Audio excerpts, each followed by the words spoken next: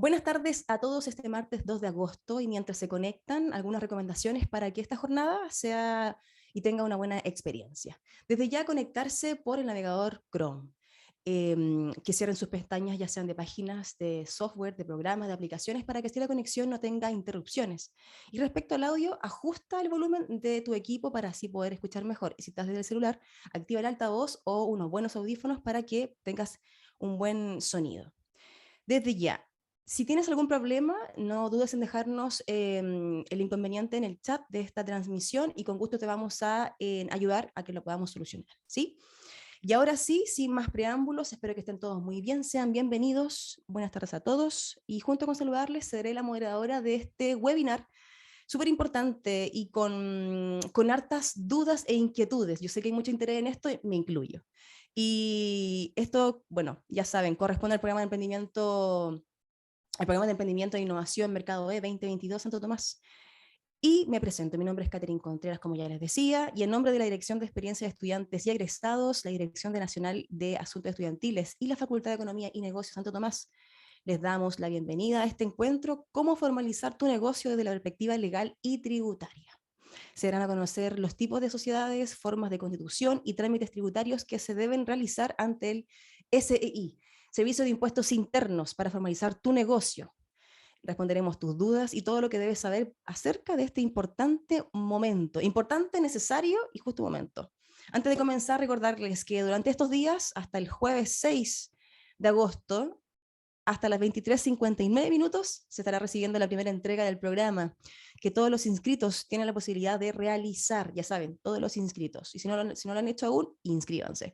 Luego de eso se va a realizar la selección, quienes pasan en la siguiente etapa de mentorías. Así es que ya saben, hasta el jueves 6 hay plazo para la primera entrega.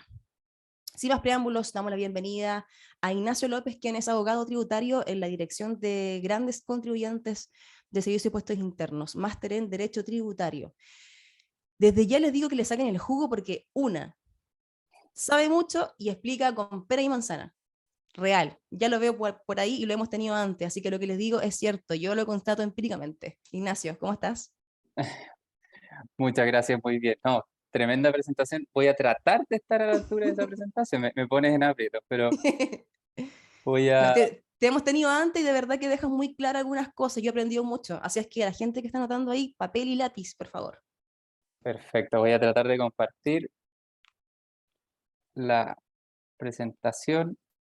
Por favor, me avisas cuando se Sí, vea. se ve perfecto. Perfecto, entonces comenzamos. Comenzamos. Ignacio, uno segundo. Sí, Quienes tengan inquietudes, dudas o preguntas, desde ya déjenla en la casilla de texto para que sean respondidas en el instante, si es atingente a la conversación, o bien al final daremos 15 minutos para que podamos resolverlas. Así es que desde ya dejen sus preguntas e inquietudes para que Ignacio las pueda ver y las podamos comentar. Eso, Ignacio, es todo tuyo este tiempo. muchas gracias. Bueno, la presentación fue suficiente, así que voy a ir directo al grano. Eh, Como se llama esta charla, ¿no? Cómo formalizar tu negocio desde la perspectiva legal y tributaria, busca darles a ustedes herramientas, conocimientos, pero sobre todo tips y datos prácticos, ¿no? De cómo emprender, cómo empezar sus negocios, cómo formalizarlo. Y acá digo emprender en términos amplios. Uno dice, ¿cómo formalizar mi negocio? Y suena como una cuestión muy pomposa de una empresa así muy constituida. Acá me refiero a cualquier actividad económica que ustedes hagan. Hoy en día es necesario, pero también tiene muchos beneficios realizar todas nuestras actividades económicas a través de un sistema formalizado o constituido legalmente, porque como lo voy a ir mencionando más adelante, eso no hoy día no es solo una exigencia, sino que también nos ofrece muchas oportunidades.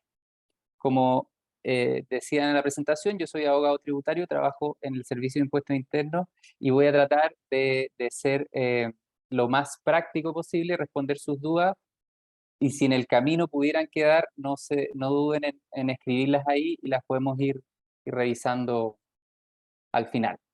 Em, Como les decía, ¿por qué formalizar un negocio? Insisto, acá en el sentido amplio, desde alguien que presta servicios personales, que tiene su profesión, su oficio, que aprendió algún conocimiento. Hoy día hay mucha gente que se autocapacita, lo hace hasta por internet, y aprendió alguna actividad y está dispuesto otra persona a comprar su servicio. Incluso eso estamos considerando acá como emprendimiento o como negocio, ¿no?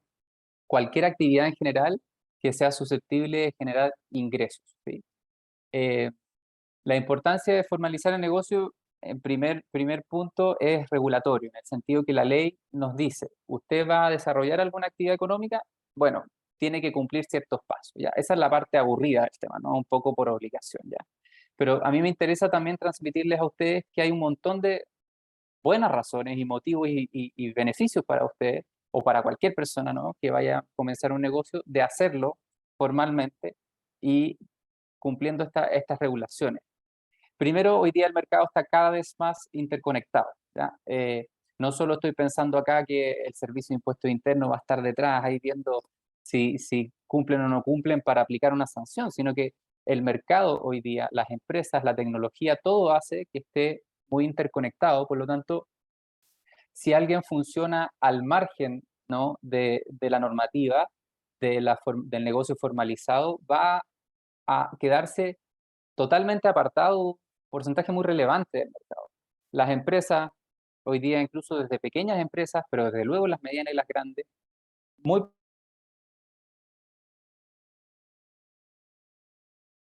probablemente un emprendimiento, ¿no? Entonces, si ustedes, por distintas dificultades, digamos, no pudieran dar este paso de formalizarse, se están limitando también el potencial de crecimiento y desarrollo de su negocio. El tema del acceso bancario también es muy fundamental. Ustedes van a poner un pie en el banco, incluso en el Banco Estado, que efectivamente da una serie de beneficios y facilidades para los emprendedores, pero así mínimo siempre les van a pedir una constitución de sociedades, un inicio de actividad. Y si ustedes no funcionan como sociedades, porque eso es perfectamente posible, quieren funcionar como personas naturales, le van a pedir al menos el aviso de inicio de actividades eh, ante el Servicio de Impuestos Internos. No siempre, como vamos a estar conversando hoy día, no siempre es necesario funcionar como una sociedad, también lo pueden hacer como una persona, ustedes como persona natural, digamos, con su nombre y con su RUT, pero eso igual implica la realización de algunos trámites, ¿sí? Y eso se lo van a exigir sí o sí en todo banco o institución financiera, incluso cuando ustedes quieran sacar una cuenta vista o incluso una cuenta corriente y no estén pensando necesariamente en un crédito. Al principio uno, cuando habla estas cosas y le dice a la gente para poder ir al mercado financiero, ustedes van a necesitar formalizarse y decir, ¿y por qué podría querer yo ir al mercado financiero? Si no estoy pensando en créditos, en endeudarme, lo que menos quiero es deuda. No, pero es que para sacar una cuenta de banco también le van a pedir muchos de estos trámites, entonces ahí también es importante. También es muy importante formalizarse para poder acceder a los distintos programas de apoyo estatal de emprendimiento. Hoy día hay muchos, está la CONECYT, está la ANIT hoy día, hay otros, también está Corfo, e incluso hay instituciones privadas que ofrecen incubadoras de negocios, distintos tipos de fondos semillas, ustedes los deben conocer también, una muy amplia gama de opciones de potenciar su negocio, incluso iniciarlo, y en general siempre como requisito, incluso muchas veces para las postulaciones le van a pedir o tener un negocio constituido o constituirlo en el proceso, pero nunca van a poder acceder a estos beneficios, al menos yo no conozco algún beneficio estatal que, o algún tipo de desarrollo de emprendimiento que no les vaya a pedir hacerlo a través de un negocio formalizado. Em, Estar formalizado también les va a permitir acceder a la protección social. Hoy día es muy importante, y lo vimos también con todos los temas del COVID, la posibilidad de poder tomarse una licencia médica, de poder tener un seguro de salud, de poder tener seguro de accidentes laborales. Bueno, si yo trabajo desformalizado y estoy haciendo mi trabajo, ¿no?, y voy en la calle y tengo un accidente, muy probablemente no voy a tener protección. La única protección ahí podría ser que la persona con la que yo tuve ese accidente, si que hubiera otra persona, digamos, tenga algún nivel de seguro, alguna cosa, pero uno se está exponiendo mucho. A hacerlo a través de un negocio, ya sea a través de una empresa o ya sea como persona natural y como empresario, perdón, como prestador de servicio independiente, hoy día les va a permitir tener protección social. Incluso estamos hablando acá de pre-postnatal, de de licencias médicas, de seguros de accidentes laborales. Eso implica, desde luego, una cotización previsional, pero tiene como contraprestación esta seguridad social que también es muy, muy relevante.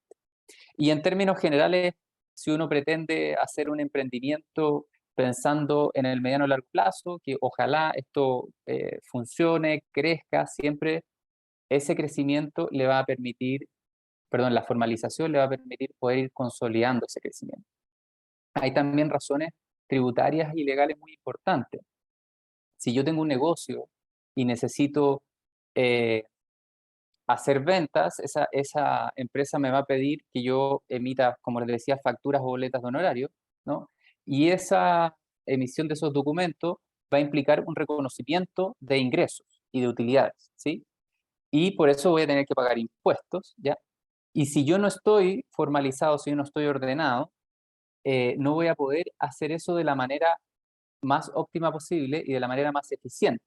Si yo tengo una empresa y yo hago compras, por ejemplo, compro una máquina para poder producir X cosa, yo voy a poder descontar de mis impuestos, ¿no? En lo que pagué por esa máquina. Si yo pago IVA como prestador de servicios determinados o porque vendo ciertos productos y yo hice compras para poder desarrollar esos productos, voy a poder aprovechar también esos créditos fiscales, esos IVA. Entonces, también puede salir muy caro hacer mi actividad económica fuera de la estructura legal y tributaria que está establecida, ¿sí? Porque hay una serie de beneficios en el camino, no son solo puras cargas, sino también hay beneficios y se mantienen distintos equilibrios. Bueno, para entrar ya derechamente al contenido, em, hay dos formas, principalmente dos formas, ¿no?, de poder desarrollar un negocio. La primera es como persona natural, es decir, yo con mi nombre, con mi RUT, con mi domicilio, pero particularmente también con mi patrimonio, con mis bienes, voy a desarrollar una actividad. Acá estamos hablando, esta figura está orientada principalmente a alguien que desarrolle directa y personalmente sus negocios, ¿sí? Un profesional, una persona de una carrera técnica o, como decía en algún momento, incluso alguien que haya aprendido algún oficio, alguna actividad, ¿sí? Y como yo ejerzo directamente como persona, digamos, no tengo una estructura detrás y todo, en realidad quiero tener la estructura más simple posible, más liviana y que no me genere costos de administración. No quiero tener que estar lidiando con abogados, con contadores, con balances y con cosas. Entonces yo voy y quiero funcionar directamente como persona, ¿ya? Aquí lo voy a ver un poquito más en detalle en 5 minutos más, pero acá la ley me permite hacer un aviso de inicio de actividades como persona natural y acá vamos a hablar clásicamente de la gente que emite boletas de honorario, ¿sí? Es un sistema bastante simple. Pero ¿cuál es la falencia, por así decirlo, ¿no?, que tiene este sistema o que podría tener para algunas personas? Es que como yo actúo, trabajo como persona natural y pongo mi nombre, pongo mi RUT, pongo no solo mi prestigio desde el punto de vista de la confianza que pueda tener la gente o no con uno, sino también la responsabilidad legal, eh, todas las consecuencias que tenga ese negocio, digamos, que por lo general ojalá que sean siempre muy buenas, digamos, pero también las consecuencias negativas se van a radicar en mí como persona natural.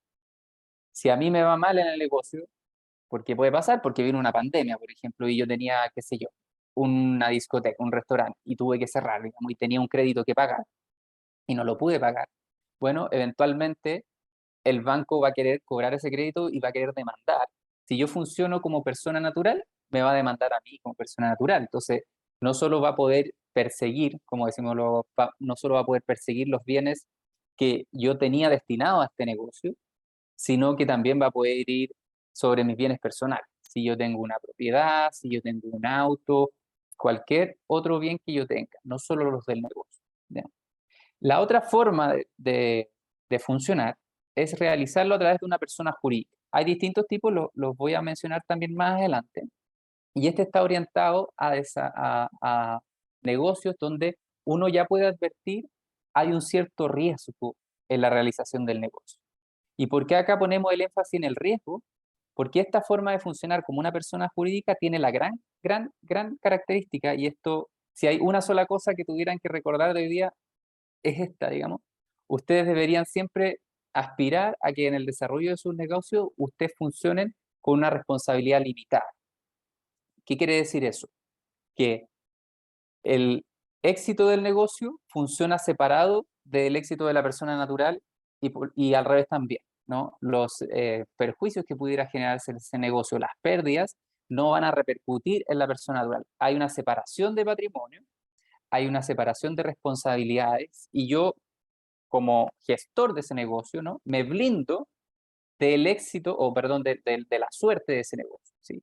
Por lo tanto, si tuviera la mala experiencia de que, chuta, no me fue mal en este negocio, eh, ese negocio siempre va a tener que responder sus deudas, por supuesto, pero van a ser cobradas por los acreedores, y que se llegara a esas instancias tan graves, digamos, por los bienes que estén en el contexto de esa persona jurídica y en el patrimonio de esa persona jurídica, y no en el de la persona natural. Hay una limitación de responsabilidad desde el punto de vista patrimonial, y hay una separación de personas entre la persona natural y la persona jurídica. Esta manera de funcionar de persona jurídica es un poco más compleja, no es tan compleja, ¿no? Pero es un poco más compleja que la persona natural, requiere algunos trámites adicionales. Aquí sí, por lo general, van a necesitar en algún momento algún abogado, en algún momento a un contador. Por lo tanto, hay que ir sopesando los costos y los beneficios para poder elegir una u otra. Pero en términos generales, si yo veo que la actividad que yo voy a desarrollar pudiera generar algún riesgo, por ejemplo, tengo que contratar trabajadores, ¿sí? Y eventualmente uno quiere que no ocurran esas cosas, digamos, pero eventualmente puedo tener algún conflicto con algún trabajador y el trabajador me pudiera querer demandar. Bueno, si yo hago esa relación laboral en el entorno de una empresa, el trabajador va a poder demandar a la empresa, va a poder cobrar todo lo que corresponda y diga, pero yo como persona natural voy a estar blindado, en términos generales, voy a estar blindado de esta responsabilidad. Cuando uno como abogado habla de la importancia de la limitación de responsabilidad, en ningún caso es que uno lo esté llamando a no cumplir con sus obligaciones, en ningún caso. O sea, siempre se va a tener que cumplir con sus obligaciones. La persona jurídica no va a ver eximida su responsabilidad, ¿no? Sino que se separan los ámbitos, ¿sí? Y esto es importante porque emprender en sí es una actividad de riesgo, ¿ya? Todos queremos que nos vaya bien, todos queremos que las cosas funcionen, pero la importancia, o sea, pero el iniciar un negocio en general es una actividad de riesgo. Y para que un negocio funcione, los gestores, los constituyentes de ese negocio tienen que estar tranquilos y tienen que poder trabajar. Y una forma de buscar esa tranquilidad es saber y conocer de antemano cuál es el riesgo que yo voy a cumplir, o que voy a correr. ¿Cuál es el riesgo que yo voy a correr? Bueno, el aporte de capital que yo haga a esa persona jurídica. No es, como les decía antes, no es que no va a haber responsabilidad, va a haber responsabilidad, pero ¿hasta qué monto? Hasta el monto de los bienes y los activos que yo traspasé a ese negocio, o más bien aporté a ese negocio. Entonces voy a estar constantemente repitiendo y perdón si es un poco de disco rayado con la limitación de la responsabilidad, porque es muy, muy importante en este sentido. Entonces, dentro de estas dos formas de funcionar, persona natural y persona jurídica, hay distintas opciones en cada una. Yo algunas opciones las voy a mencionar para decir que es una buena cosa, digamos, que la consideren como opción, y hay otras en que voy a tratar de no recomendar, ¿no? Entonces, ¿por qué las menciono? Por si alguna vez ustedes les aparece por ahí y se acuerdan, hoy me dijeron que esa forma de funcionar era un poco riesgosa por esto, ustedes prendan la alerta, y si alguien se las recomienda, que perfectamente puede ser, porque uno nunca va a poder prever todos los casos, bueno, averiguar por qué en este caso sí podría ser, cuáles son los riesgos que podría correr, lo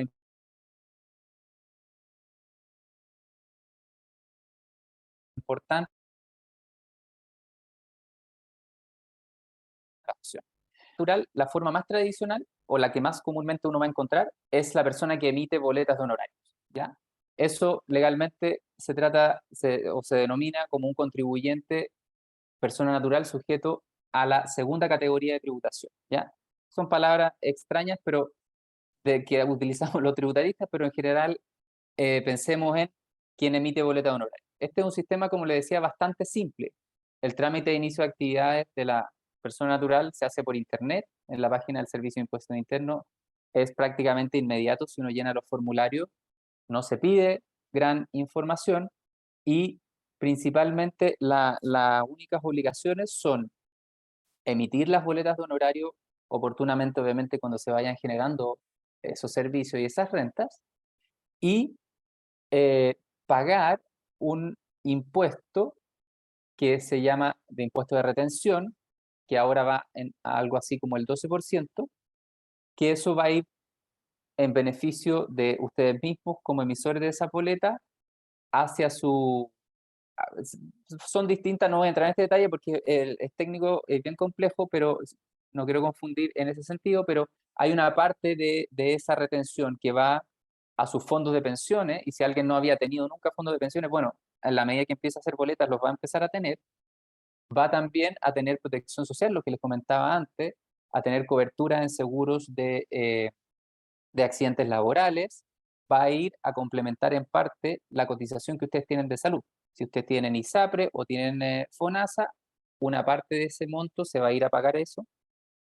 Y si sobrara algo, eventualmente pudiera haber alguna devolución, o eso también va a pagar impuestos, ¿sí? Si es que tuvieran que hacer. En general, em, una persona que emite boletas de honorario, que tiene una renta inferior, me puedo estar equivocando en los detalles, en la exactitud del cálculo, pero más o menos una persona que emite boletas de honorario que gana en promedio mensual menos de 800, 900 mil pesos, no debería pagar impuestos porque están en los tramos exentos, ¿sí? Entonces, si usted tiene un movimiento más o menos simple, en el sentido que no requiere trabajar con un gran equipo, no requiere maquinaria, no requiere un costo de administración grande, y está dentro de esos márgenes de tributación, o incluso podría ser un poco mayor de ingreso, la forma más simple y la que más rápidamente usted va a poder iniciar es la de segunda categoría. También hay otra opción de trabajar como persona natural, que esta es una de las que digo no les recomiendo en lo personal, que se llama empresa individual o unipersonal, y es una figura que está establecida en la ley, que establece como una ficción de que a una persona natural, sin la necesidad de constituir una sociedad o crear una persona jurídica distinta, le permite funcionar como una empresa, como una industria, ¿no? Entonces ya no va a tributar con las boletas de honorario, con el impuesto de segunda categoría, sino que va a pagar los mismos impuestos que pagan las empresas, ¿sí? No voy a entrar en mayor detalle, más que decirle que si usted quiere funcionar como persona natural, prefiera la opción anterior, eh, porque esta forma de funcionar está orientada a una empresa, a una actividad más compleja, y eso lo vamos a ver rapidito, es mejor hacerlo a través de una sociedad propiamente tal. ¿Cuál es el gran problema de esta figura?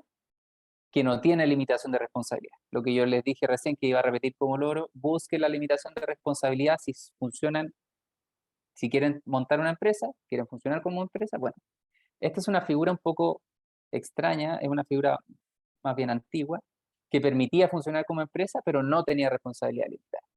Entonces, es más bien una opción que no vamos a recomendar. La otra opción, la otra familia de opciones es la de la persona jurídica, ¿sí? Acá, como su nombre lo dice, es una persona que no es natural, que no es de carne y hueso como nosotros, sino que es una creación de la ley. Por eso se llama jurídica, ¿no? Y es una ficción donde la ley dice, mira, si se cumplen determinados trámites y determinados requisitos, yo voy a hacer como que acá existe una persona distinta de quienes constituyeron esa sociedad o esa personalidad jurídica, ¿sí? Y la gracia es que esta persona jurídica tiene patrimonio propio, por lo general, va a tener limitación de responsabilidades, y es capaz de ejercer derechos y obligaciones igual que una persona. Entonces, ustedes van a poder contratar, van a poder prestar servicios, van a poder desarrollar una vida económica sumamente amplia, porque salvo algunas figuras que las voy a mencionar también, en general no tienen mayores limitaciones, ¿sí? Y eso les va a permitir desarrollar su negocio de una manera súper amplia y eh, poder proyectar la empresa o el emprendimiento no solo a lo que están haciendo en el momento que partan, sino también poder tener una visión de más largo plazo. Históricamente, las personas jurídicas, o hablemos ya derechamente de las sociedades, para constituir un negocio tenían un problema, y es que la visión tradicional o histórica, como les digo, de constituir una sociedad, siempre exigía que la sociedad se constituyera a lo menos por dos personas. O sea, existía un requisito en la ley de que si tú eras una sola persona y querías constituir una empresa que fuera de propiedad de una sola persona, no se podía. Tenías que buscar dos personas, ¿ya? Acá hay distintas razones históricas, no los voy a aburrir con eso, pero tradicionalmente las figuras sociales, las sociedades comerciales sobre todo, requerían que fuera un negocio entre dos o más personas, ¿no? Que ponían un capital en común en función de desarrollar un determinado negocio. Y obviamente en el mercado, sobre todo los mercados más modernos, empezó a pasar que cada vez fue más fácil, ¿no? Desarrollar negocio, y efectivamente hubo personas que querían desarrollar negocio individualmente y no estaba la figura como, como empresa propiamente tal para poder hacer. Entonces ahí surge una figura, ¿no? A través de la ley 19.857, que es la empresa individual de responsabilidad limitada, o la EIR. O sea, posiblemente muchos la han escuchado alguna. Pero esta es una empresa que, si bien permite eh, que su constituyente sea una sola persona, genera también ciertas dificultades, ¿no? ¿Cuáles son sus virtudes? Tiene patrimonio propio, es distinto del titular. Aquí sí hay limitación de responsabilidad, ¿no? Esto es importante en comparación a lo que les venía diciendo. Pero es una figura un poco intermedia, y yo creo que ya ha pasado un poco al desuso, y por eso les digo que la recuerden en general para tratar de no usarla, porque como estaba tratando de hacer una ficción de una persona que es también empresario, limitaba las opciones que ustedes tienen para desarrollar las actividades económicas ustedes tienen para desarrollar a través de esta figura, más bien a las de índole comercial, ¿no? Entonces, alguien que presta servicios personales, que no está pensado propiamente tal en la figura de una empresa, va a quedar un poco al margen de esta figura y va a tener problemas prácticos. ¿Ya? Uno de los problemas más prácticos es que la gran gracia que vino a otorgar esta figura, ¿no? Y era que una sola persona pudiera tener una figura con responsabilidad limitada, se ve muy disminuida, en el sentido de que si ustedes se apartaban un poco, ¿no? De la regulación que establecía la ley respecto de los negocios que podían hacer y esas cosas, la ley, entre comillas, lo sancionaba diciendo: si usted tiene un problema, se va a acabar la responsabilidad limitada. Entonces, la empresa individual de responsabilidad limitada, en general, salvo, insisto, que hayan razones muy particulares y alguien se la recomiende por un tema que evaluó en ese momento y le pareció razonable, en general, hoy día existen mejores opciones que esa. ¿Cuáles son estas mejores opciones, no? Si usted no va a funcionar con la boleta de honorarios, como le decía antes, busque una sociedad. Y dentro de esta sociedad tenemos tres, las más clásicas. Hay muchos más tipos sociales, pero las más clásicas son la sociedad anónima, la sociedad de responsabilidad limitada y la sociedad por acción, ¿ya? Acá estamos hablando de la creación de una empresa distinta de sus socios y sus constituyentes. También tienen patrimonio propio, tienen responsabilidad limitada, que es lo que teníamos que buscar, como les decía, pero además, a diferencia de la opción que les decía recién, acá no voy a tener limitaciones de actividad económica, no voy a tener letra chica, que si hago este negocio sí se entiende incorporado en la empresa, si hago este negocio no se entiende incorporado en la empresa. En este sentido, ustedes van a poder desarrollar sus negocios con la tranquilidad de la limitación de responsabilidades que ofrecen las sociedades, las personas jurídicas, las sociedades comerciales, de manera amplia y sin limitación. ¿Y por qué existen distintos tipos de sociedades? Porque podría ser una sola sociedad, ¿no? Porque la regulación interna de esas sociedades pone énfasis en ciertas cosas, ¿sí? Y eso lo voy a ver al tiro para que ustedes puedan ir viendo los tips de por qué el hijo podría querer elegir una sociedad anónima, o una sociedad responsable limitada, o una sociedad por acciones, y yo le estoy diciendo que en general las tres comparten estos atributos de que crean una persona jurídica distinta, un RUT distinto, un nombre distinto, y sobre todo una responsabilidad legal distinta, ¿sí? Estas sociedades se constituyen, ¿no?, principalmente a través de dos caminos: el tradicional, que yo voy a hablar, o el que se realiza a través de la inscripción en el conservador de bienes raíces, que es el histórico, y uno relativamente moderno, ya no tan moderno, pero vino a revolucionar bastante el sistema, que es el más conocido como la empresa en un día, que es una iniciativa que se hace al alero del Ministerio de Economía. Partiendo con los tipos sociales, tenemos acá la sociedad de responsabilidad limitada. Voy a, para no extenderme demasiado, voy a ir a aquellos elementos bien esenciales que a ustedes les podrían decir: sí quiero constituir una sociedad de responsabilidad limitada, o en realidad no es lo que estoy buscando, ¿ya? Porque hay muchos otros atributos, como los decía, los comparten estos tres tipos sociales, ¿ya? La sociedad de responsabilidad limitada, todas estas sociedades se van a constituir en un documento, para ponerlo en términos súper simples. Así como un país tiene constitución, ahora que está tan en boga, ¿no? Y la constitución se trata de la serie de reglas a través de las cuales se va a crear y se va a conducir el Estado, ¿no? En el caso de una sociedad, si lo pudiéramos llevar también, el acto de constitución, la escritura de constitución, o los estatutos, como se les llama, no solo van a permitir hacer nacer esta empresa legalmente, sino que también van a establecer las reglas que luego van a conducir a esta sociedad en el tiempo. Cómo se va a administrar, cómo se van a tomar las decisiones, cómo se van a solucionar los conflictos. Entonces, ahí van a estar las grandes diferencias.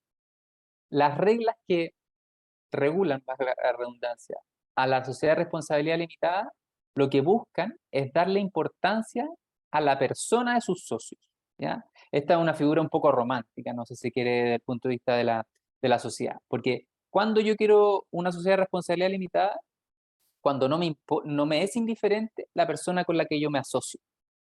Yo me quiero asociar con tal persona porque es de mi confianza, porque a lo mejor es de mi familia, o incluso a lo mejor por razones comerciales. Yo hago una parte del negocio, pero la otra parte del negocio es un conocimiento específico que tiene esa otra persona. Y a mí me importa que sea esa persona y no un tercero, ¿ya? Y también me importa que si esa persona en algún momento se aburre, se arrepiente o se quiere ir del negocio, no pueda ir y venderle su parte del negocio a cualquiera y me deja botado. Porque si yo inicié ese negocio porque, por ejemplo, mi socio es experto en ingeniería hidráulica, no me sirve que esa persona después le venda esa parte del negocio a alguien que es, no sé, abogado.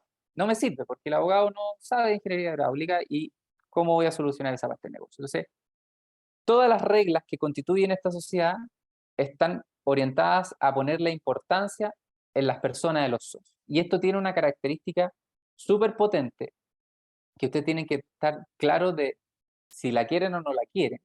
Y es que todas las decisiones de alta importancia de la sociedad, modificaciones de sus estatutos, toma de decisiones respecto de la administración, decisiones tan radicales como, por ejemplo, ponerle término a la sociedad, ¿ya? Dividirla, comprar un negocio, etcétera, se requiere que esas decisiones se tomen por unanimidad, ¿ya? Acá no importa el dinero, importa la persona de los socios. Entonces puede haber un socio que haya aportado el 99,9% de los bienes y tenga el 99% de los derechos económicos de esa sociedad, y otro que tenga el 1%, pero para efecto de la toma de decisiones, ambos van a tener un voto y van a pesar lo mismo, como si fueran el 50 y el 50. Entonces, para poder tomar decisiones relevantes en esa sociedad, se va a requerir la unanimidad, y eso es relevante.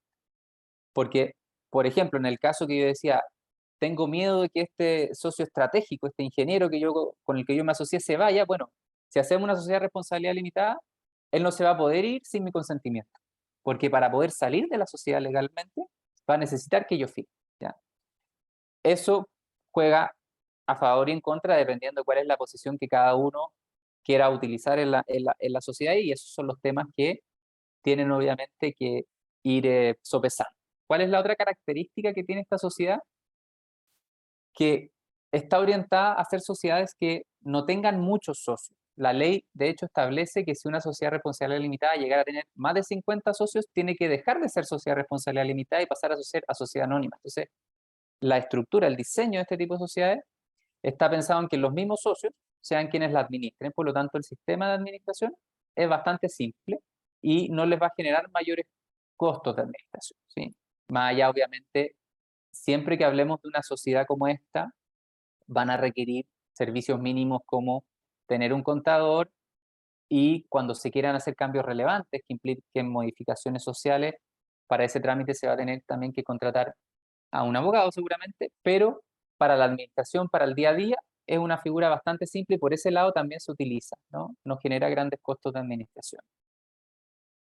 La sociedad anónima, voy a ir tratando la sociedad anónima y la sociedad por acciones en conjunto porque comparten una característica fundamental y es que este tipo de sociedades, así como la sociedad responsable limitada ponía el énfasis en las personas, este tipo de sociedades pone el énfasis en el capital. Aquí los accionistas, ya no se llaman socios, los accionistas pesan lo que hayan aportado, su valor económico en la sociedad. Ya, entonces, acá son sociedades que normalmente se utilizan cuando yo voy a hacer negocios y estoy dispuesto eventualmente a que hayan cambios en la composición de los accionistas, ¿sí? ¿Cuál es la gran diferencia entre sociedades anónimas y sociedades por acciones? Bueno, las sociedades por acciones son un modelo o un tipo de sociedad bastante nuevo, innovador. ¿En qué sentido? Que vino a cambiar esta figura que yo les decía como histórica, muy tradicional, de que todas las sociedades tenían que ser de dos o más personas, y la sociedad por acciones permite que sea constituida, administrada, y si se quiere toda la vida de la sociedad, pudiera tener un solo accionista. También puede tener muchos accionistas, no es que es una sociedad que obligación tenga que tener uno solo, no, permite desde uno hasta, bueno, 500, pero sería una exageración para el 99,9% de los casos. Eh, Aquí hay una tremenda ventaja. Yo al principio decía, les voy a ir tratando de dar tips para que ustedes puedan saber cuál es la sociedad que les permitiría desarrollar su negocio o cuál es la que quieren o no quieren utilizar. Bueno, aquí hay un requisito al menos que es fundamental. Si ustedes están solos y quieren emprender solo y quieren constituir su sociedad solo, la única figura que yo les recomiendo es la sociedad por acción, ¿ya? Vimos que habían otras figuras que también uno podía funcionar solo, pero eran figuras que o no limitaban responsabilidad o no eran las más óptimas. Si usted está solo, parta por una sociedad por acciones, sí o sí. Acá no necesita otro socio. Antes que nacieran estas sociedades, se daba una situación eh, que hoy día parece un poco absurda, ¿no? Que la gente quería constituir un negocio, quería hacerlo solo, pero como la ley lo obligaba a tener dos, tenían que conseguirse como un palo blanco, como alguien de la familia, alguien de confianza que le dijera, oye, ¿puedes ingresar a mi sociedad aunque sea con el 0,01%, con una acción? Porque si no, legalmente yo no podía constituir la sociedad. Entonces, este tipo social también vino a solucionar en gran medida eso. Tanto las sociedades por acciones como la sociedad anónima se caracterizan, como les decía, por que lo que pesa aquí es la cantidad de acciones que yo tengo con derecho a voto, ¿sí? Por lo tanto, aquí sí puede pasar que si yo tengo un 1% o un 10% y, y, y el otro socio tiene el otro 90%, ese socio muy posiblemente se va a poder imponer en todas las decisiones, salvo que nosotros hayamos hecho pactos o acuerdos especiales al momento de constituir la sociedad o con posterioridad, pero en general aquí va a ganar la mayoría, ¿ya? Eso también es un tema relevante a considerar a la hora de elegir una y otra sociedad. Las sociedades anónimas se utilizan normalmente para negocios más grandes, ¿sí? Porque son sociedades que están pensadas en tener muchos accionistas, ¿sí? Yo les decía, cuando la sociedad pasa a un determinado número de accionistas, la ley los obliga a transformarse en una sociedad anónima.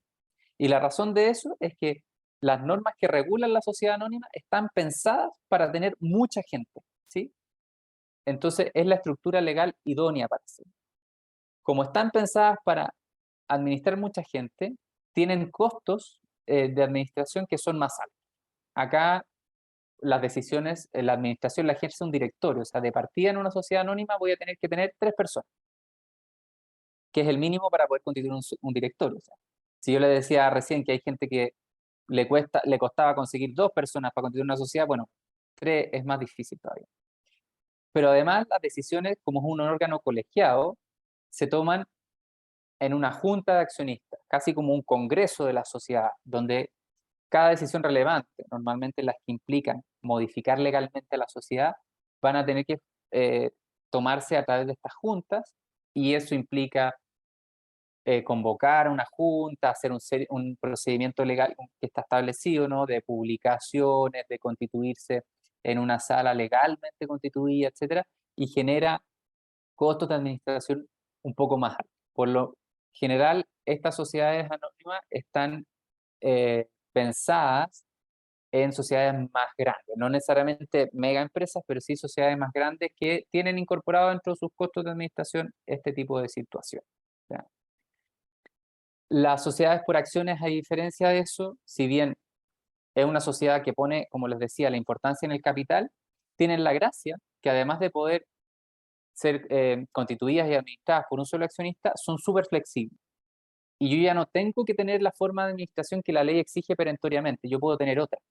Entonces, si la ley dice que las sociedades anónimas se administran por el directorio, bueno, yo acá puedo acordar algo distinto. Y puedo decir, voy a administrarla a través de un administrador que voy a hacer yo mismo. Y mientras en los estatutos diga eso, no va a haber ningún problema. Son sociedades mucho más simples, mucho más flexibles, y el día de hoy debe ser para los emprendimientos lejos la sociedad que más utiliza. Además de eso, permite la incorporación, la salida de accionistas sin tener que hacer grandes modificaciones en la sociedad, por lo que si ustedes buscan hacer un negocio unipersonal o un negocio a través de una sociedad, una de las mejores opciones es la sociedad por acciones. Estás muteada, Catherine, si estás tratando de preguntar.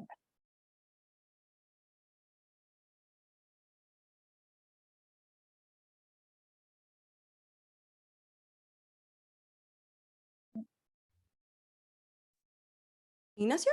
Sí, ahí sí. Sí, perfecto. No, no, no, yo solo quería nomás contarle a la gente que desde ya puede, ya a partir de los 15 minutos últimos tuyos para las preguntas, si alguien quisiera hacer una pregunta, digamos, en vivo, con audio y todo, también lo puede hacer y dejen la casilla que también ya hay varias preguntas acá. Yo tengo algunas que dejaron en el cuestionario, en el formulario, así es que cuando tú me digas, Ignacio. Ya, perfecto. Mira, voy a... Tú sigue nomás, yo solamente te interrumpí Sí, para decir a la gente eso. perfecto. Voy a pasar a un tema que es la forma de constituir, que aquí también hay varios temas prácticos, temas de costo, de procedimientos que podrían ser, a lo mejor de esas preguntas, haber salido algunas de esas, y podemos ir después entrando derechamente a las preguntas. Bueno, cualquiera sea estos 3 tipos de sociedades, responsabilidad limitada, sociedad anónima o sociedad por acciones, tienen que constituirse legalmente, ¿sí? Y hay 2 formas, como yo le decía, la tradicional, la antigua, la del conservador de bienes raíces, o la que se realiza a través del registro en el Ministerio de Economía, o más conocido como Tu Empresa en un Día. La página web es www.registroempresasysociedades.cl, pero si ustedes googlean Tu Empresa en un Día aparece igual, ¿ya? Está como vinculado esos 2 registros, ¿sí? Voy a partir un poco de atrás para adelante porque la forma moderna de hacerlo es Tu Empresa en un Día, pero es hoy día también una que se está utilizando mucho porque tiene muchas ventajas. Yo voy a también tratar de hacerle ver cuáles un poco las dificultades de implementación que ha tenido esto, pero tiene muchas ventajas en el sentido que el registro es electrónico, es un formulario que se hace en internet, es público, es gratuito en el sentido de que el trámite de constitución de la empresa no se cobra, hay que hacer unos pequeños pagos por plataforma y lo voy a mencionar, pero en general es un trámite gratuito. Y una cosa que se agradece mucho es que los documentos quedan en la nube o en el registro de empresa, y si uno los necesita con posterioridad, los vuelve a descargar y los tiene. Antiguamente había una tremenda dificultad en ese sentido, que uno se le perdía el documento, tenía que ir a la notaría, sacar otra copia, de repente ese libro ya no estaba en la notaría, tenía que ir a una bodega. Acá está todo inmediato y fue efectivamente un gran avance en generar una nueva opción de hacer esto de manera más rápida, más simple y más económica. Tiene otras dificultades que las voy a tratar después, pero eh, es sin duda un gran avance y por eso yo creo que también se utiliza tanto. Ustedes van a ir llenando un formulario. Yo tengo algunas imágenes para ponerles de ejemplo el formulario. Este es un trámite que no requiere legalmente que lo realice un abogado. Ustedes ingresan a la plataforma, se loguean, se crean un usuario con su root, su clave, correo, y ya pueden funcionar, ¿sí? El mismo sistema les va a permitir al final de completar el formulario que ustedes puedan, si es que así lo desean, firmar ese documento con firma electrónica. Es sumamente rápido, se hacen algunas preguntas de acreditación, se cobra la firma electrónica, uno de los cobros que hay que hacer, pero es un monto muy, muy bajo. Y si yo termino el trámite, inmediatamente tengo este acto de constitución, que yo le decía, estos estatutos. La inscripción es automática y la gracia de esto es que además me da el root del Servicio de Impuesto Interno de manera instantánea. No tengo que hacer ese trámite adicional. ¿Quedan algunos trámites posteriores? Sí. El de inicio de actividades y los otros trámites propios de cualquier sociedad, como sacar patente municipal. Si ustedes quieren, obviamente lo van a necesitar, abrir una cuenta bancaria, etc. Y en el último tiempo, la plataforma, además, que se ha ido complementando cada vez más, les ofrece al momento de terminar el trámite, les va a liberar el documento legal con firma electrónica de su estatuto. La sociedad va a estar legalmente constituida y va a existir desde ese momento. Les va a dar el root y les va a dar una serie de opciones o servicios complementarios, por así decirlo. Por ejemplo, ustedes se van a poder inscribir desde ya en la plataforma, desde ese momento, para poder postular a los bancos a abrir cuentas bancarias, ¿sí? Ahí no están todos los bancos, están solo algunos que tienen convenio y además el Banco Estado, pero yo lo he visto y funciona bastante bien. O sea, incluso en el Banco Estado me tocó ver un caso el otro día, hace un tiempo, que en 2 semanas, solamente por ingresar la solicitud con internet, ya estaban los productos bancarios del Banco Estado listos. No quiero pelar al Banco Estado, digamos, banco público, pero hace algún tiempo, no tanto tiempo, ese trámite cuando se hacía presencial y con papel y todo podía durar 45 días perfectamente, ¿no?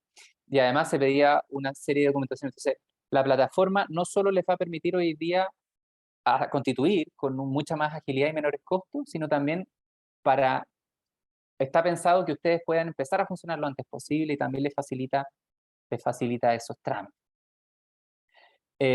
La forma de constituir la sociedad, como le decía, ingresando y les va a aparecer un formulario como este. El formulario es bastante más extenso que esto, pero tampoco es tan largo, debe tener unas 3 o 4 páginas. Yo les decía, este formulario no requiere de la intervención de un abogado en el sentido de que tenga que firmarlo un abogado o que si no lo hace un abogado no va a valer la sociedad. Acá lo puede hacer cualquier persona, ¿ya? Pero, y aquí empieza un poco los peros, ¿no? Lamentablemente todo tiene algún pero, digamos. Esto está expresado, este formulario lo que trata de replicar un poco, mucho más simplificadamente, es la manera tradicional de constituir una sociedad. Entonces, está expresado en términos jurídicos, ¿no? Entonces le van a preguntar cuál es el objeto social que usted quiere incorporar en su sociedad. Y alguien perfectamente puede no saber a qué uno se refiere desde el punto de vista legal con un objeto social, ¿sí? Entonces, lo pueden hacer ustedes, pero igual está expresado en términos jurídicos. Entonces, si no van a pedir asesoría para hacer esto, yo igual les recomiendo que hablen con alguien que antes ya lo haya hecho, que por último busquen en internet, se informen antes de hacerlo. No he encontrado, no he buscado tutoriales de esto, pero seguramente debe haber algún tutorial de cómo hacer algo así. Porque esto es simple, tiene ayudas, pero no es llegar y sentarse y hacerlo, ¿ya? La misma plataforma trata de ser lo más amable posible. ¿En qué sentido? Como yo tengo marcado ahí en amarillo, en cada cuadrito que requiere que ustedes ingresen información, en ese signo de interrogación les explica un poco ¿qué tienen que llenar en ese campo? Muchas veces ponen ejemplos. Yo le ponía el caso del objeto social porque a mí muchas veces amigos que han tratado de constituir sociedades a través de este sistema me llaman, me dicen, oye, tú que eres abogado, ¿qué va en el objeto social? Claro, uno normalmente como abogado se pondría a escribir y hacer un párrafo largo y todo. ¿Qué es lo que facilita la plataforma? Es que le da opciones. Ese cuadro donde están las distintas actividades que se ven ahí, actividades de agencia, actividades de arquitectura y todo, son todas las opciones que ustedes pueden elegir. Entonces, usted va buscando la que más se adecua a la actividad que usted quiere realizar y simplemente la pincha y se va complementando. Entonces, dentro de las complejidades que puede tener llenar esta información que está en términos jurídicos, en términos legales, la plataforma trata de hacer el mayor esfuerzo de que ustedes puedan, con la información de la misma plataforma, poder completar. Pero en general, como yo les digo, si pueden, hay distintas opciones en el mercado, traten y de todas maneras, aunque lo puedan hacer solo, traten de asesorarse para que les quede un estatuto bien hecho, ¿no? Lo mejor completo posible y que no tengan que salí el primer día, me demoré, pero 45 minutos en hacer la sociedad, la tengo perfecto y todo, y después voy a hacer un trámite a cualquier lado y me dicen, no, pero es que tu estatuto de constitución tiene este detalle, entonces modifícalo después bien. Hay que tratar de evitar eso, porque esa ganancia de un par de días o de una semana o lo que sea que se demoren a lo mejor en conseguir esa asesoría en ese primer momento, puede ser mucho tiempo más después si tienen algún problema ya sobre la marcha. La sociedad, la otra manera de hacerlo es a través del conservador de bienes raíces. Y esta es la forma tradicional, ¿no? Más fome, si se quiere. Ya. Uno tiene que ir donde un abogado, sí o sí, porque hay que redactar una escritura, hay que ir a la notaría, después hay que hacer una publicación en el diario oficial y finalmente en el conservador de bienes raíces. Estoy simplificando bastante esto. eh, los trámites cada vez están más rápidos. Antes uno se demoraba un mes en hacerlo. Hoy día, si uno lo hace rápidamente, te puedes demorar una semana, ¿ya? Entonces ahí empiezan a competir las dos formas de sociedad. Porque claro, uno dice sociedad en un día, pero bueno, lo más probable es que igual te demore 1, 2, 3 días, porque vas a buscar la información, vas a llenar el formulario, etcétera. No, lo voy a hacer porque la otra forma de conservador es muy lenta. Bueno, pero si uno se asesora adecuadamente y lo hace con alguien que sea, obviamente puede hacer el trámite más ágil, también puede hacerse en una cantidad no tan extensa. La gran diferencia en esto son los valores. Sí, efectivamente el tema del conservador de bienes raíces, como hay que pasar por la notaría y hacer algunas inscripciones, va a tener un valor que no va a bajar en general de los 100.000 pesos por el trámite. El de la empresa en un día, si yo lo hago todo online, lo puedo hacer con la firma electrónica más barata que cuesta alrededor de 1.000 pesos. Entonces también es un tema ahí, un tema a considerar. Lo importante, ambas sociedades, la del conservador o la de la empresa en un día, son igualmente válidas. Aquí, desde el punto de vista legal, no es que una sea mejor que otra, o que la del conservador como que es más cara, es mejor, no, o la otra porque es más moderna, es mejor, no, desde el punto de vista legal es exactamente lo mismo. ¿Cuál es la gran diferencia? ¿Y por qué yo les diría opten por una o por otra? Eh, la empresa en un día, como tiene un formato tipo y establece opciones más bien estándar, si ustedes se salen un poco de lo más tradicional de cómo constituir un negocio, va a ser un poco dificultoso hacerlo a través de esa figura, ¿sí? Entonces, cuando uno requiere una sociedad más personalizada, debería hacerlo a través del conservador de bienes raíces y preguntarle a un abogado, oye, ¿cómo hago esto? ¿Cómo hago esto otro? ¿Cuáles son esas cosas que me podrían interesar? Por ejemplo, la relación entre los socios, eso es muy, muy importante. Yo voy a hacer un negocio y no lo estoy haciendo con mi amigo del alma, con mi hermano, qué sé yo, o incluso si lo hiciera con ellos, digamos, que hay mucha confianza, siempre es bueno precaver ciertos conflictos. ¿Ya? ¿Qué vamos a hacer si nos peleamos? ¿Qué vamos a hacer si alguno de los dos se quiere ir del negocio? Las cosas que yo les hablaba antes, ¿no? ¿Cómo se van a resolver esas cosas? Ese tipo de circunstancias, por lo general, se pueden explicar mucho mejor en una sociedad constituida a través del conservador de bienes raíces. Y la otra opción o razón por la que podrían querer preferir la del conservador de bienes raíces es que algunos bancos, para algunos trámites un poco más complejos que abrir una cuenta, porque para eso no es problema, eh, tienden a cuestionar un poco más estos formularios de la empresa en un día. Legalmente son válidos, o sea, el banco no tiene un argumento legal, sino que es un argumento más bien práctico. Todavía en la cultura jurídica de instituciones súper estrictas como los bancos son un poco mejor mirada a la sociedad del conservador de bienes raíces. Entonces, esas son las principales diferencias de este tipo de sociedad. Catherine, si de estos temas hay alguna pregunta que no se haya respondido, me vas avisando, si no, para, para ir avanzando. Aquí estamos atentos. Y si no, Perfecto. después reforzamos algunos puntitos, porque igual hay preguntas que tienen que ver con reforzar y cómo, así es Ah, que perfecto, todo bien. perfecto. Ya, después de que la sociedad nace, eh, empiezan los trámites en el Servicio de Impuestos Internos, que lo bueno es que hoy día no son tanto y son bastante simples en cuanto a que todo está en la plataforma online. Yo les decía que lo primero que ustedes tienen que tener para poder hacer trámites en impuestos internos hoy día, que el tema es online, es tener una clave para ingresar. ¿Ya? Hay dos opciones: pedir una clave tributaria, ¿sí? Ustedes ingresan a la página si.cl,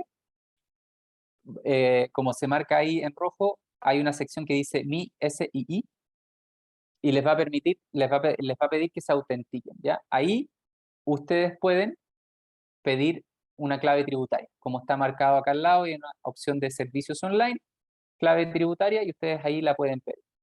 Hoy día además está una forma mucho más simple, si es que ustedes no tienen clave tributaria, es hacerlo a través de la clave única que otorga el registro civil, ¿no? Quizás la han sacado para otros trámites, ahora con los temas del COVID se utilizó para muchos trámites, en algún momento hasta para los permisos que uno veía para el supermercado, digamos. Entonces, si tienen esa clave, ya tienen bastante avanzada, van a poder acceder a la plataforma.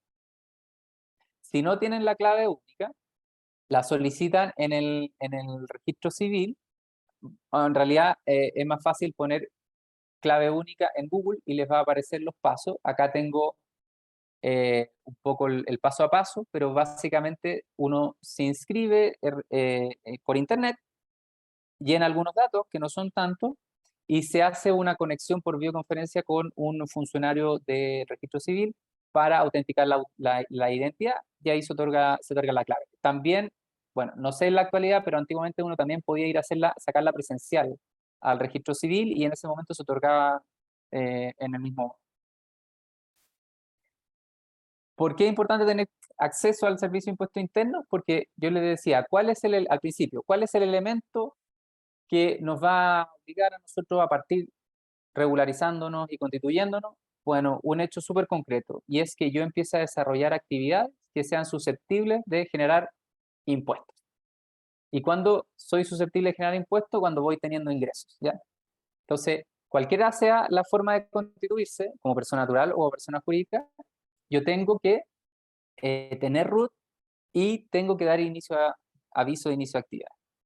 Cuando yo soy persona natural, tengo RUT desde que nací, así que ahí está el trabajo más adelantado. Cuando yo hago la sociedad por un día, yo les decía, apenas termino el trámite, surge inmediatamente el sistema, me arroja automáticamente un RUT, que es un gran avance, ese link que tiene la plataforma con la página del servicio. Pero si yo constituyo a través del conservador de bienes raíces, voy a tener que solicitarlo luego de que yo tengo la sociedad inscrita. Esa parte todavía no está linkeada, y para eso, con la clave tributaria que yo les mostraba recién, voy a la página, a servicios online. Antes marcamos en el primer casillero, que era clave tributaria y representante electrónico. Ahora vamos al segundo, RUT, inicio de actividades, inscripción y obtención de RUT, y ahí nueva sociedad publicada en el Diario Oficial. ¿Por qué nueva sociedad publicada en el Diario Oficial? Porque habla del Diario Oficial, porque como les decía recién, la empresa en un día que no se publica en el Diario Oficial, ya tiene el RUT automática. La plataforma del Servicio de Impuestos Internos también trata de solucionar las dudas que hayan, y como tengo marcado ahí abajito en amarillo, hay una serie de guías de paso a paso y otra información que ustedes pueden consultar si es que tienen dudas respecto de cómo hacer el trámite, ¿sí? Este es un poco el formulario, se lo presento como ejemplo, no lo voy a pasar, pero también es un formulario que tiene guías y ayudas e interrogaciones que ustedes tienen dudas. Cuando completen el formulario, les va a otorgar ¿ya? El otro trámite que hay que hacer es el inicio de actividad. Acá yo le estoy comunicando al Servicio de Impuesto Interno, a la autoridad tributaria finalmente, que he iniciado mis actividades, que voy entonces a empezar a funcionar como una empresa que está destinada a generar utilidades, y yo tengo que dar inicio en un determinado rubro o actividad, ¿ya? No es en cualquier actividad, ¿sí? Independientemente que esto yo lo puedo cambiar, ampliar, restringir, no es que a mí me limiten la actividad que yo puedo realizar, yo puedo realizar la actividad que yo quiera, pero me piden que dé aviso, ¿sí? Acá ciertas recomendaciones prácticas que me ha pasado en lo personal y me ha pasado también con amigos. Uno, de repente, por querer hacerlo lo más perfecto posible y no dejar nada afuera, se mete al formulario de inicio de actividades, que lo tengo por acá, y trata de poner todo lo que se le ocurre que podría en algún momento querer desarrollar en la empresa, ¿sí? Y empieza a buscar la actividad y empieza a tener ciertos problemas. Una vez me llamó un amigo, abogado, ¿no? Que él se independizó, puso su estudio y me dijo, oye, ingresé a declarar el inicio de actividades en los servicios jurídicos y no estaba la actividad, no existía. Yo en realidad no le creí porque cómo no va a estar, digamos. Entonces me metí y efectivamente no estaba. Porque las actividades que se mencionan ahí, uno tiene que elegir las que están preestablecidas. Uno puede escribir y poner la que uno quiere, ¿ya? Entonces, ¿de dónde se sacan esta actividad? ¿Quién la escribe? ¿No? Se tratan de cumplir ciertos estándares nacionales e internacionales y que estos criterios de actividad sean más o menos estándar. Entonces, pero efectivamente puede pasar que si yo estoy pensando en una actividad muy específica, no esté, ¿ya? ¿Qué tengo que hacer en ese caso? En ese caso tengo que buscar de las distintas opciones que arroja el sistema. Ahí hay una especie de buscador. Yo pongo una palabrita y me dan todas las opciones. Entonces uno puede hacer una búsqueda. Tengo que poner la más similar posible. En el caso de mi amigo igual era llamativo porque él buscaba poner servicios jurídicos y no existía nada que tuviera la palabra jurídico. Entonces me dijo, ¿qué hago? Y al final lo que él encontró fue otra actividad, no recuerdo exactamente cuál fue ahora, pero era una actividad que propiamente tal ejercen abogados. Entonces, no era servicio jurídico, que era lo que él quería poner, pero puso finalmente una actividad que era propia de abogados, era algo así como asesorías a empresas, qué sé yo. Alguien podría decir, una persona que es publicista también presta algún tipo de asesoría a empresas, digamos, un ingeniero. ¿Qué va a distinguir? Bueno, la que más se parezca, ¿sí? En ese sentido, no se compliquen, tratando de ser siempre lo más fiel a lo que ustedes saben que van a realizar. Tampoco es necesario que ustedes pongan acá todas las actividades que pusieron en el giro social, ¿no? ¿Se acuerdan cuando estábamos viendo la planilla de la constitución de la sociedad? Estaban todas las actividades y ahí uno puede poner todas las que quiera, porque eso vincula el ámbito de desarrollo de negocio que pueda tener la empresa, ¿ya? Acá simplemente yo le estoy comunicando al Servicio de Impuesto Interno la actividad que voy a realizar más o menos en el momento próximo. Por lo tanto, si ustedes constituyen una sociedad para hacer 3 negocios distintos o actividades distintas, pero en realidad hay una o dos que ustedes saben que no la van a hacer todavía, que la van a hacer en 2 años más si es que les va bien con X o Z, pongan solo la que van a hacer ahora. ¿Por qué esto es relevante? O más bien un tip o una recomendación. No hay problema que lo pongan todos, ¿ya? Pero ¿por qué yo les recomiendo que traten de poner efectivamente la actividad que van a desarrollar en el momento? Porque después, cuando el servicio verifique esta actividad, que se hace súper rápido en todo caso por el sistema, para darle el certificado de inicio de actividades, les va a pedir que ustedes de alguna manera demuestren que ustedes pueden realizar esa actividad. Entonces, si ustedes dicen, no, mira, yo voy a funcionar en la fabricación de zapatos o fabricación de manufactura, pues no va a ser quizás tan específico como zapatos, el servicio le va a decir, bueno, ¿y usted tiene alguna compra de alguna máquina? ¿Tiene a lo mejor algún local arrendado, etcétera? Entonces, si ustedes mismos ponen 5 o 6 actividades como por si acaso, pero en ese momento no las van a desarrollar, quizás van a tener problemas o les va a poder costar acreditar en ese momento la actividad económica. Acreditar la actividad económica es uno de los requisitos para poder hacer el trámite de inicio de actividad.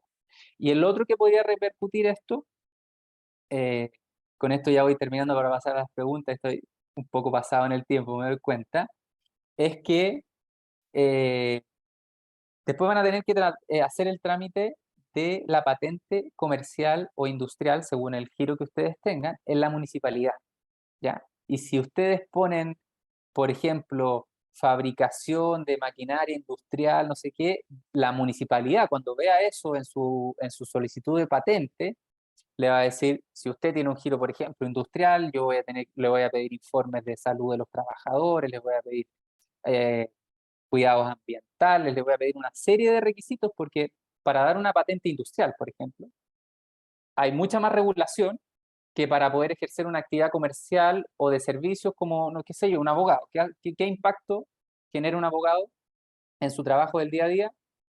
En una oficina o eventualmente incluso en su casa con un computador y una impresora, ¿ya?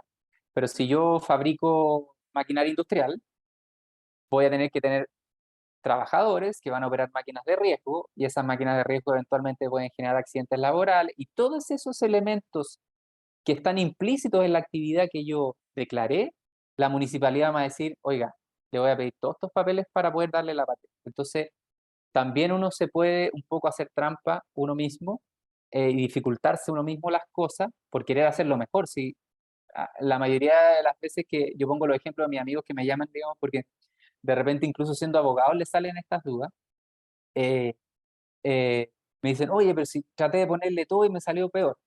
Efectivamente, en este caso, un tema importante para hacer este trámite es que ustedes hagan, desarrollen o más bien declaren la actividad que están en condiciones de desarrollar próximamente. Si pasa el tiempo y ustedes ahora sí quieren fabricar la maquinaria industrial y irse con todo el desarrollo de ese negocio, se meten a la página con la misma clave de antes, vuelven a esta misma parte de la página, a los servicios online, como les mostré antes, agregar actividad, pinchan y se acabó. No se demoran más que eso, digamos, lo pueden hacer.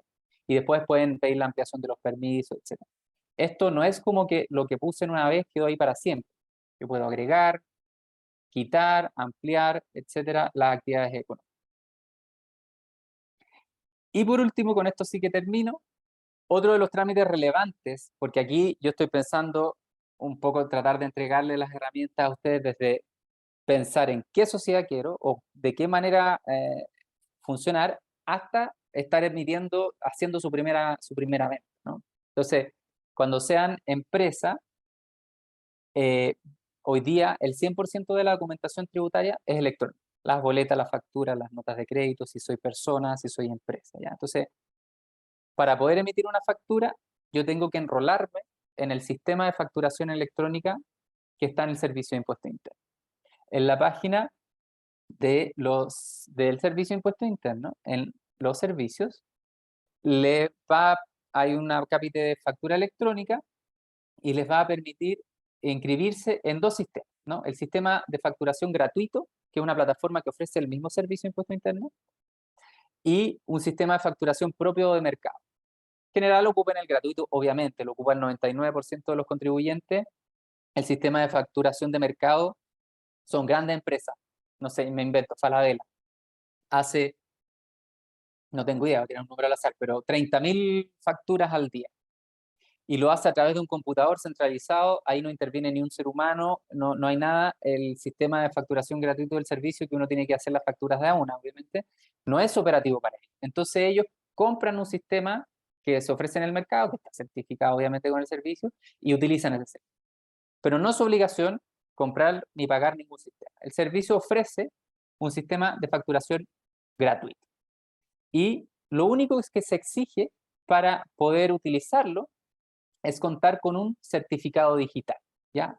El certificado digital es una especie de token o llave digital, un código que uno compra, es bien parecido a la compra que tienen que hacer para la firma electrónica de la sociedad. O si les ha tocado alguna vez por algún otro trámite comprar una firma electrónica, que lo que uno hace es certificar su identidad a través de una serie de pasos y después a uno le dan un certificado digital que dice, quien utiliza este certificado es tal persona.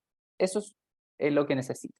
¿Dónde compro el certificado digital? En la misma página del servicio se le dice cuáles son las entidades proveedoras del certificado digital. Acá no hay convenio ni nada del servicio, no hay certificación ni nada, pero se presenta como modo de facilitación los distintos proveedores y ustedes pueden elegir cualquiera de esos, verán por costo, por si lo han usado antes o no, todos funcionan. Y una vez que han configurado este certificado digital, van a tener un archivo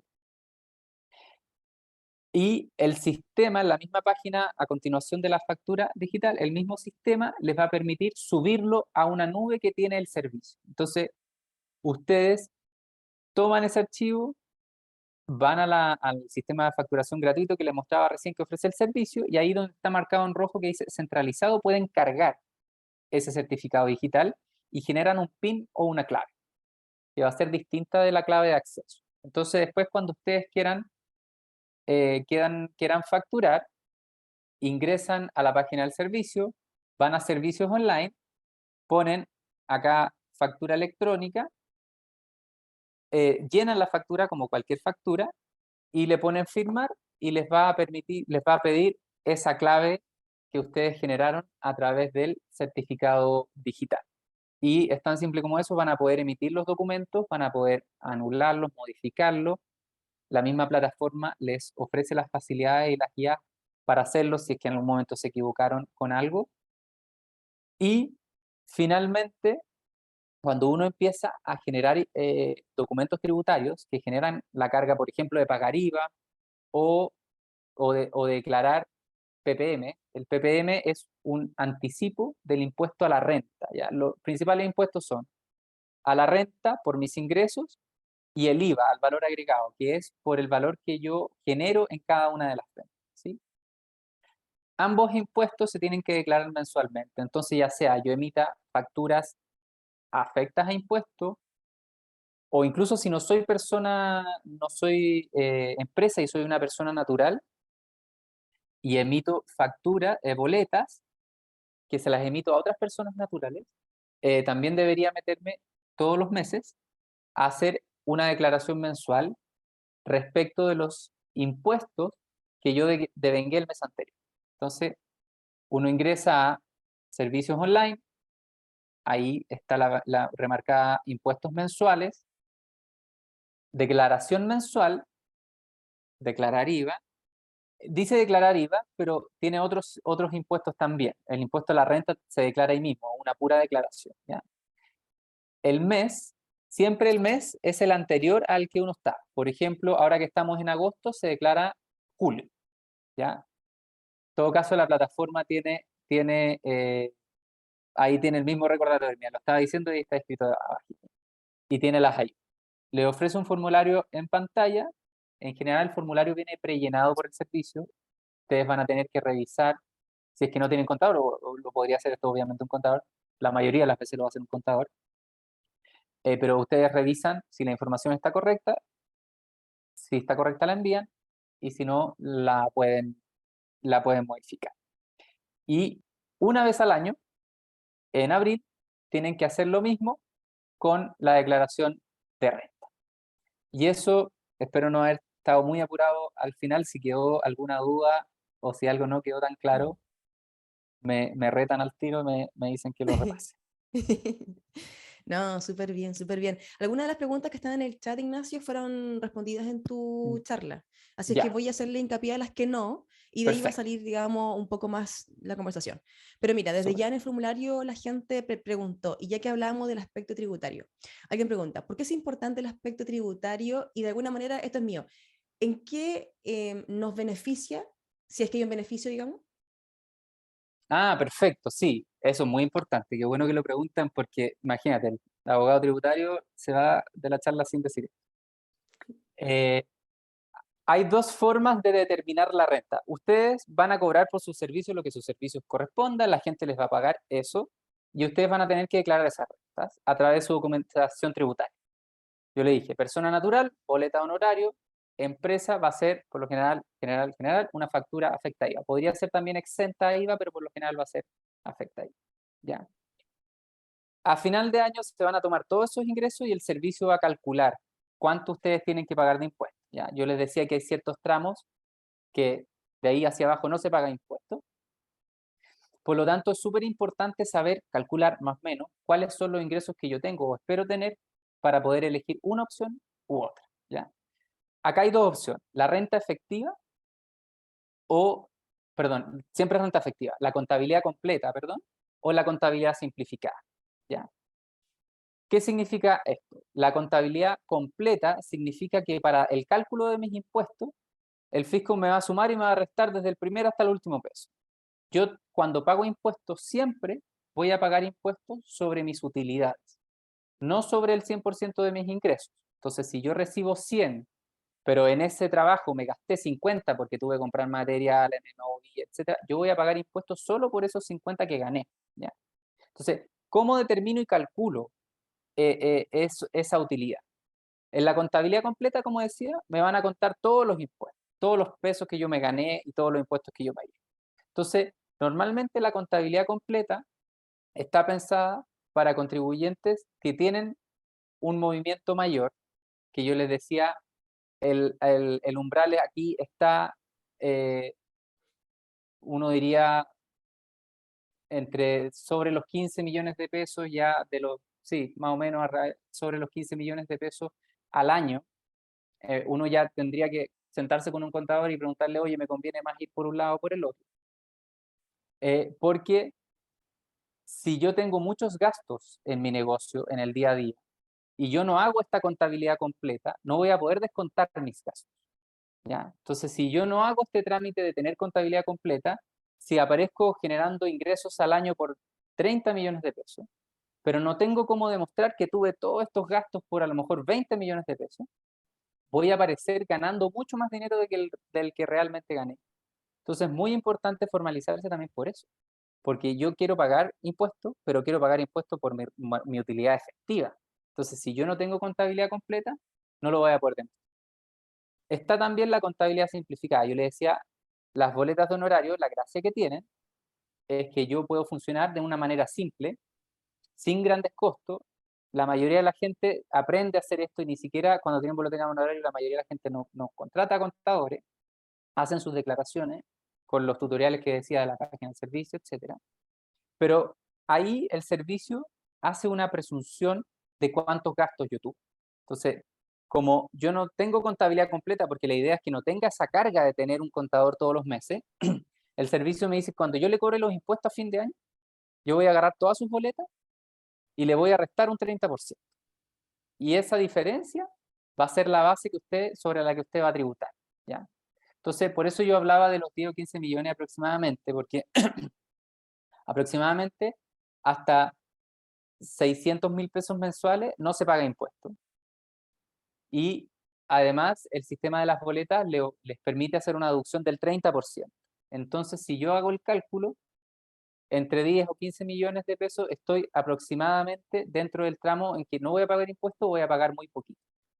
Entonces, si yo me empiezo a escapar de esas cantidades de ingresos, o yo por el rubro que tengo genero muchos gastos que están muy por sobre el 30% que me está presumiendo la ley en este caso, me conviene la contabilidad completa. Por ejemplo, hay ciertos rubros donde el margen es chiquitito, donde la gente tiene ventas grandes, pero se gana, qué sé yo, un 10%. Entonces, si con boleta el fisco me va a presumir que yo tuve un gasto de 30% y me gané el 70%, pero en realidad mi margen real es del 10 o el 20%, claramente que esa forma de funcionar me va a hacer pagar muchísimos más impuestos, ¿ya? Versus la contabilidad completa. Y la contabilidad completa tiene la dificultad que sí voy a tener que tener contador y eso va a tener un gasto de administración y lo voy a tener que computar ahí también. Y lo otro también relevante, que cuando yo tengo una actividad donde yo voy a tener que hacer compras relevantes, voy a tener que comprar, a lo mejor no muy caras, digamos, pero voy a tener que comprar máquinas, voy a producir, voy a comprar insumos. Si yo quiero poder aprovechar los IVAs de esas compras, si yo quiero poder aprovechar el gasto, como les decía, completo de esas compras, voy a tener que preferir en general la contabilidad completa. Resumen, en general el sistema de contabilidad, o sea, perdón, de renta efectiva a través de las boletas de honorario, como les decía, con esta presunción de gasto, yo se lo recomiendo en general a los servicios personales, profesionales, técnicos, incluso oficios, que trabajen directamente, porque normalmente esas actividades nos generan grandes gastos. Por ejemplo, si yo quisiera trabajar como independiente, como abogado, como les decía antes, con un computador y una impresora puedo funcionar. Tengo muy poquitos gastos. Entonces yo emito mis boletas de honorario y cuando el fisco me presuma que gasté un 30%, quizás hasta, entre comillas, salga ganando, ¿ya? Porque gasté menos. Pero si yo tengo que pagar remuneraciones, tengo que comprar máquinas, tengo que comprar insumos, ese 30% de presunción de gasto, que además tiene un tope, no va a representar lo que yo realmente gasté y voy a estar pagando mucho más. Perfecto. Mira, aquí voy a hacer dos preguntas en una. Ujú. Dice, ¿después de cuánto tiempo de haber emprendido me recomienda formalizar mi emprendimiento? Uno. ¿Y el pago tributario es una carga pesada para el emprendedor? Ya, la primera tiene una respuesta en la ley, así que la recomendación en este caso, sobre todo yo trabajando en el Servicio de Impuesto Interno, va a ser hacerle caso a la ley. La ley dice que los emprendedores o cualquier persona que inicie negocios tiene 2 meses para hacer el inicio de actividad. Entonces, está bien, usted un día se le ocurrió, como pasó mucho en la pandemia, hacer pan en la casa y empezó a vender, ¿ya? Tiene que formalizar su negocio, dice la ley, dentro de los primeros 2 meses, ¿ya? Después de eso, ya estaría en falta. Ahora, después vienen todas esas preguntas de si me van a pillar, no me van a pillar. Bueno, yo no puedo entrar en eso, tengo que decirles lo que dice la ley. La ley da 2 meses para dar este inicio de aviso de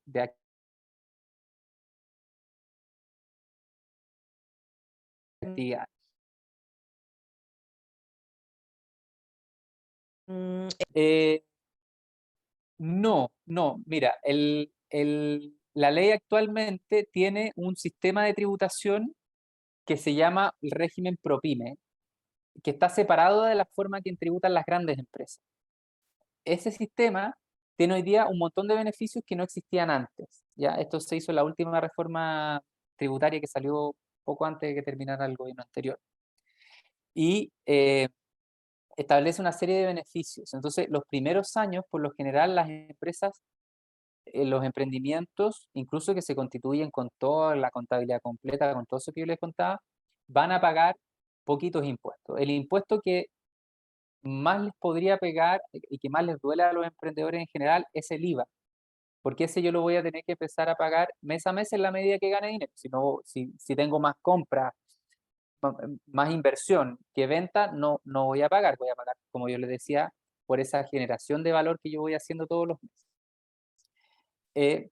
Pero al mismo tiempo es fundamental, como yo les decía, constituirse precisamente para no perderse todos esos beneficios que establece ese régimen y el sistema de incentivo al ProPyme.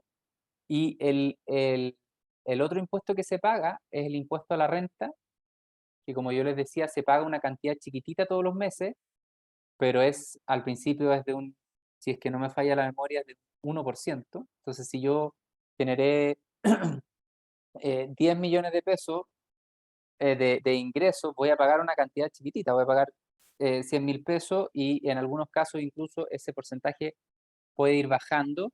Y esos impuestos a fin de año, incluso yo puedo pedir devolución de alguna parte de eso. Entonces, los primeros años no van a tener problemas de impuestos por lo general, salvo que se pongan a ganar mucha plata y ahí no va a ser un problema, no debería ser un problema pagar impuestos. Eh, y obviamente el régimen tributario que yo les recomiendo en ese caso es el régimen ProPyme. Esos temas por lo general, desde luego los pueden conversar con el contador porque son temas un poquito más técnicos, pero hoy día existen varios beneficios y no debería ser una gran carga al emprendimiento. En la medida, como les digo yo, que se formalicen, porque si no, ahí sí que por la vía de los impuestos terminan pagando por lo general más de lo que deben. Perfecto. A ver si, Ignacio, ayudamos a Camila Villavicencio. Mira, dice, por error inicié actividades como primera categoría, cuando quería boletear a Mm. una empresa como labores de ayuda a la agricultura. Y ahora no puedo postular a un fondo concursable. ¿Hay alguna forma de eliminar eso o que cambie de categoría secundaria? Sí, mira, eso lamentablemente pasa porque la gente de repente se confunde con los formularios porque son parecidos. Eh, Ahí lo que tiene que hacer para que no le aparezca, porque esos fondos toman las redes de los sistemas y si aparece la primera categoría va a decir no cumple el requisito. Entonces, lo que tiene que hacer es solicitar el término de esa actividad de primera categoría, un término de giro, por así decirlo. Lo que yo le recomiendo es que como fue por error, eh, haga una solicitud, puede hacerlo a través de la página, hoy día se está haciendo casi todo a través de la página. Ahí, mira, justo en la página que lo tengo, dice peticiones administrativas y otras solicitudes, uno puede hacer solicitudes en términos genéricos.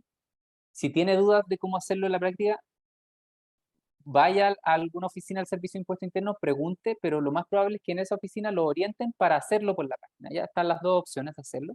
Y básicamente lo que tiene que hacer es decir, lo hice por error y di este aviso de primera categoría, yo nunca desarrollé ninguna actividad, obviamente no debe tener documentación tributaria, no debe tener ni una venta, nada. Quiero cerrarla porque fue un error. Y ahí por sistema se cierra. Pero si no se hace ese trámite, le va a aparecer siempre en el sistema y le puede generar problemas. Y si no se puede transformar esa primera categoría en segunda categoría, o sea, lo que tiene que hacer es cerrar la primera categoría y hacer otro trámite para iniciar la segunda categoría. Pero la segunda categoría, como les decía, bastante simple, con un formulario rápidamente lo va a poder conseguir. Perfecto. En virtud del tiempo he estado leyendo algunas preguntas y algunas han sido contestadas. Y entiendo que toda esta información está en la página, ¿verdad, Ignacio? Para dejar Sí, tranquila a la gente, porque este tema siempre deja mucho interés en la gente y pregunta, ¿y qué hago con esto? Y tiene casos personales. Entonces, es que esta pasa. información la pueden encontrar ahí, ¿verdad? Sí, ahí en la página del servicio, justo ahí donde se está mostrando, en servicios online, están todas las opciones de la plataforma. Eh, el servicio también tiene un montón de preguntas frecuentes. Yo les recomiendo que si tienen alguna duda específica, lo más rápido que a mí me funciona, yo también lo uso así de repente, es la duda que yo tengo, por ejemplo, cómo iniciar actividades, SI lo pongo en Google y Google me deriva a la respuesta que ya tiene en alguna página, de alguna de las muchas páginas que tiene el Servicio de Impuesto Interno, y me la recomienda. Entonces están esas dos opciones. Está directamente la página del servicio que le ofrece mucha información en este listado de servicios online, pero si no está ahí, porque yo quiero hacer algo distinto y tengo dudas y no sé qué hacerlo, no es muy técnica la solución que di, pero es muy práctica el Google y ponerle al final SI, buscar, por lo general uno pilla las cosas. Porque no todos tenemos el privilegio de tener un amigo como Ignacio que nos pueda ayudar a decir, Ignacio, ¿sabes qué pasa con esto? O sea, No, quisiéramos eso. y me llaman y yo de repente digo, no sé dónde buscarlo, y ahí me voy a Google y lo encuentro. Excelente, por eso excelente. les doy el tip. Es por eso, entonces yo decía, porque siempre este tema, y la otra vez lo conversábamos, despierta mucha efervescencia y todos tenemos este tipo de preguntas, hasta para hacer una declaración de renta, ¿cómo lo hago? ¿Cuál es el formulario? Así es que por eso te preguntaba, si esta información está y tú dices que uno pone en Sí, San Google y ya te simplifica un sí, poco y la es vida. súper, y estas dudas que han salido, estos errores, son súper frecuentes, como no se sientan mal en el sentido de, pucha, no lo supe hacer, etcétera.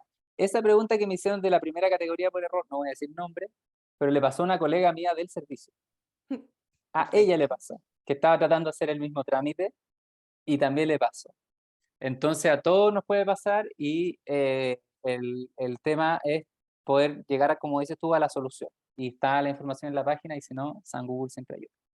Excelente. Ignacio, te queremos agradecer esta jornada, tu información, la experiencia y todos los fundamentos para quienes están en el camino, en la vía de emprender. Así es que, una vez más, te agradecemos tu simpleza y simpatía a la hora de exponer estos temas que a veces son un poco técnicos y complejos. Bueno, muchas gracias. Espero no haber hablado muy rápido porque hoy día el tiempo me apremió un poco más que la otra vez y encantado de resolver cualquier duda. Así que muchas gracias.